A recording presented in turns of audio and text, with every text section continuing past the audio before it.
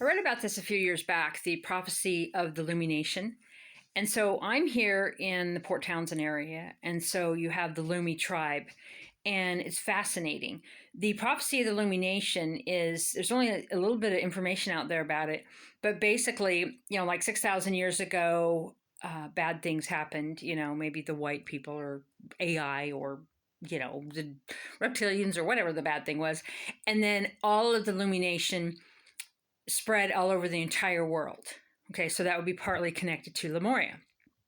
And that when I was studying this when I came to Port Townsend, which is in 2012, that the prophecy was calling back the original people from Lemuria, from the Lummi Nation bloodline, to this area here in Port Townsend, and that people were actually being called to the land. I'd never heard of Port Townsend, and the land called me here. I moved here out of a 16-year relationship, everything I knew to be my life, with a U-Haul and no place to stay, and completely changed my timeline, which is so interesting. I don't know if you read palms, but I have my lifeline. It goes ding, and then boom, a shift, a whole other shift. I'm a fifth generation Montanan. I had a real estate business. I had a bakery. I had all kinds of things going on. And then all of a sudden, I just shifted timelines. Not like we do interdimensionally, like with the Mandela effect and the quantum shift, but I shifted to a different way of life. I let go of everything I knew to be family, everything I knew to be friends, everything I knew to be my life entirely, which I could have never imagined. I could have never imagined leaving Montana. I'm like, Montana's my heart, the rivers, the mountains. Could have never imagined leaving. And then I was called, and I shifted to Whitefish, Montana. I was born there, and then I grew up in Eureka. And then I shifted. Something happened. It was kind of dramatic. And I shifted to Spokane, and I moved in with the gal. And we were in a relationship, short time. And she was from Port Townsend. And we came to Port Townsend because she had a public art project thing. And I saw Port Townsend, and I went, oh my God.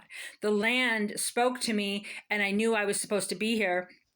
And we came in on the ferry from Coopville, and so my first vision was and then I met Neil there at the old cannery. I visited that, walked around the undertown, music, the uptown, the upstage, went in there during the day. They were just doing a sound check, and just all these perfect things that happened that would really sell me on Port Townsend.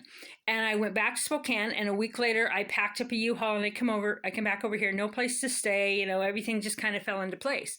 And so I met tons of people over the last 10 years that never even heard of Port Townsend, and they just Spirit just told them, and they were supposed to be here. Well, that's part of the Lemuria stuff, and that's part of the prophecy of the Lummi Nation. So the darkness won't be able to stay in Port Townsend. The light is rising. The land, I spent a lot of time downtown Port Townsend. I lived in a car downtown Port Townsend for years, and really fell in love with the land and the water. And the buildings come alive at night, right? All the different spirits, all the different dimensions that you can see, the undertown, the ghosts, the supernatural. It's incredible.